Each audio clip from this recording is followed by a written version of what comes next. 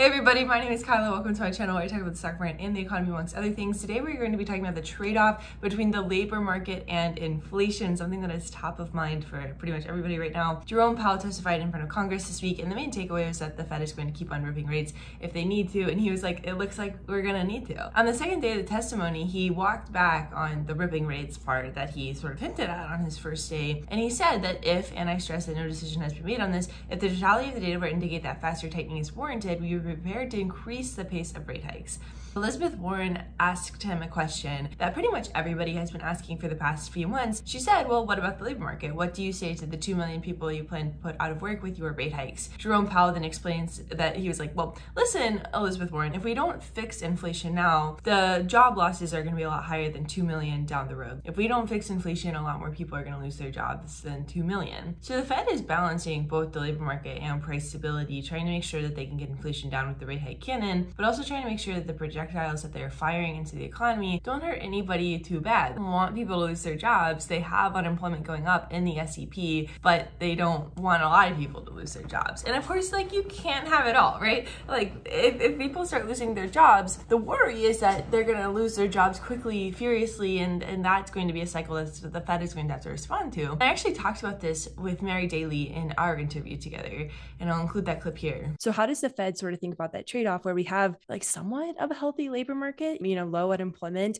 but then people are able to turn around and get those jobs, especially in tech, versus, battling inflation, then unemployment rate is probably going to have to tick up. Well, the inflation rate and the labor market, they're all related. So I'm going to go back to 2019. That's what I would call a really healthy labor market. We had low inflation and people were able to get multiple job opportunities. People who had been sidelined, people had sort of said, well, you're probably not going to work again. They were coming back in. People had career mobility. They were accumulating, income and wealth. That was a really solid economy that delivered a strong labor market and low inflation, price stability. Now we have an unbalanced economy. And while it feels good at the moment for a particular worker to get a particular wage gain, you said this, and I totally agree, that it's being eroded every single day by inflation. That's not what I call a strong place for the economy to be in, because we need sustainable growth. The thing the Fed's working on, and the best thing we can do for Americans is provide a sustainable path of growth that does exactly what we're able to do in terms of the labor market, gives people opportunities to change jobs, to find the career that matches their interests, to grow their careers over time, but then to bring that paycheck home. And a lot of that is about preserving optionality. The Fed wants to make sure that people have choices and that they're able to afford being alive and getting a job. And that's why they're hell-bent on getting inflation down, is because they're like, well, people can't afford being alive. They can get a job, but maybe if they could afford being alive, they could get a better job, something like that, right? And of course, as I've written about, as so many before me and around me and like everybody has written about this, the Fed's toolkit is a sledgehammer. If unemployment does go up and a bunch of people start losing their jobs, that is bad. The Fed forecasted unemployment peaking around 4.5%, but if unemployment goes up, it's going to go up. Like, that isn't, once you let that rat out of the gutter, it's going to run around the whole city. When unemployment goes up, a recession is pretty much unavoidable. Employ America has really good research on this, so go and read that. But it's like, you can't have it both ways. So there's one key question that is sort of the overarching thematic for our current state of affairs. Is anything working the way that we're supposed to? So why aren't we in a recession right now? I've written a lot about recessions and why we aren't in one, even though it feels like we are at times. Like, I will admit, it definitely feels recessionary out there, vibe session. But there are a lot of people who make their whole careers saying things like, the plane engines are off, it's an absolute disaster, which is like, oh my gosh. Why aren't they right? There are a bunch of reasons. Consumers are still doing okay, the labor market is still chugging along, and things are mostly moving, but without much grooving. There's construction employment, so Eric had a really great thread outlining how construction employment was the foundation for the economy. When residential construction employment specifically falls, it ends up dragging down total employment. You can parse out the path of residential construction employment by looking at building permits, and then units under construction, and then construction employment. When permits tick down, that means a storm is a brewing. Those peak back in April, and units are peaking now. now. The idea is that construction employment will follow and begin peaking and then declining, but there's obviously a little bit of a lag. As Eric highlights, seeing this lag as things just straight up not working is a mistake and could lead to the Fed doing too much too soon. If the Fed keeps bringing the hammer down, that could completely blow permits out of the water and create a myriad of issues like a 20 to 40% drawdown in construction employment. And then in terms of the labor market, if construction employment starts to plunge downwards, that has massive reverberations on the rest of the economy. There are a bunch of different ways to slice and dice the labor market. LinkedIn data is showing hiring is down from 30% since April 2022. JOLTS data shows that job openings are still up, but not as much as they used to be. Construction jobs fell to 248K openings, a 240K drop from January. Quits rates, which many think is more important than job openings, ticked down, which is a sign that the labor market is slowing a bit. So this is all good, right? Like we want the labor market to slow down right now. So maybe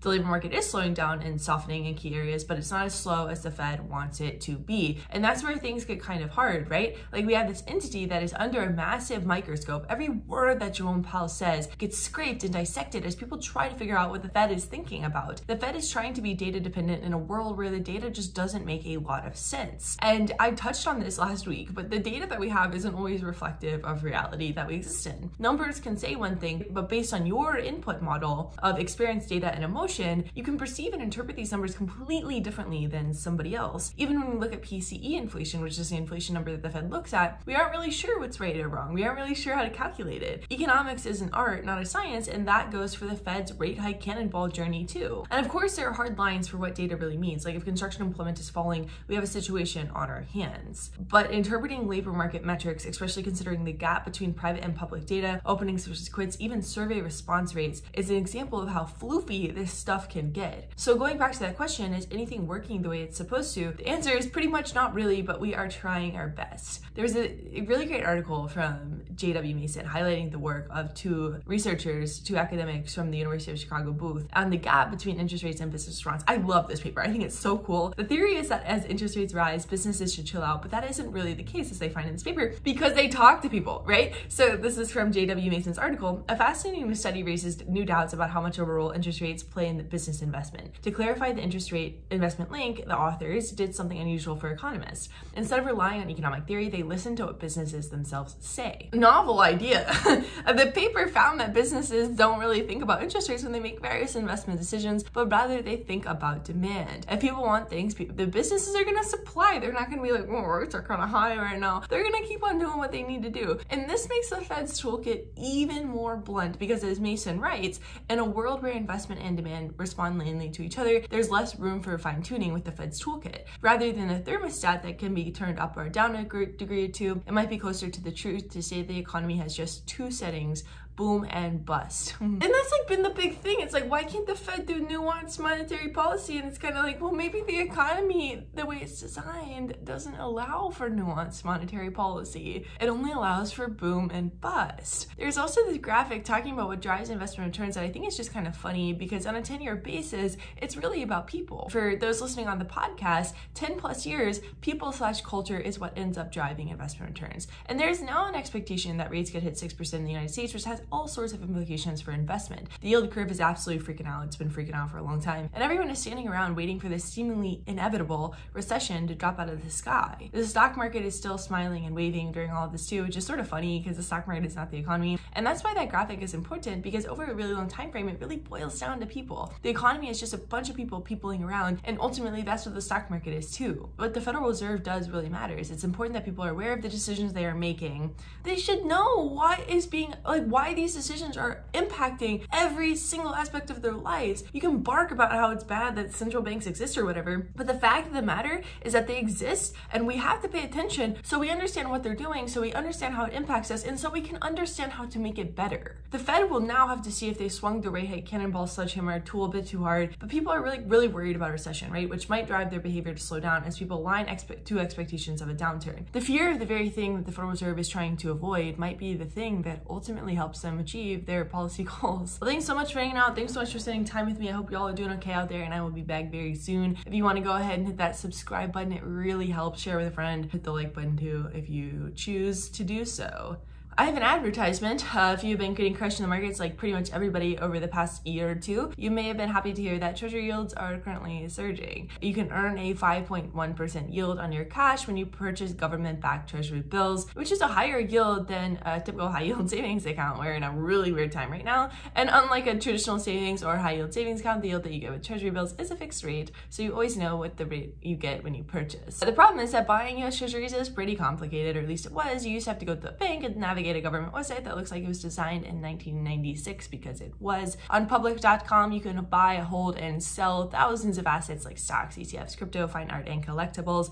And now Public does have treasury accounts, a shiny new way for you to access this 5% plus yield US treasuries directly on your phone with the flexibility of a bank account. There are no minimum hold periods or settlement delays, and because it's government-backed treasury bills we're talking about, it's a pretty safe place to park your cash. When you buy treasuries on Public, your treasury bills are securely held in custody at the Bank of New York Mellon, the world's largest custodian bank and securities services company, so you can trust that they are in safe keeping. Public will even automatically reinvest your treasury bills at maturity, so you don't have to do anything to continue growing your yield. Go to public.com to get a 5% plus yield on your cash, which is again like way more high than the typical run-of-the-mill savings account and even higher than a high-yield savings account. So go ahead and check that out at public.com/Kyla. Get on some sweet government yield, because if the Fed's hiking, you should be able to benefit.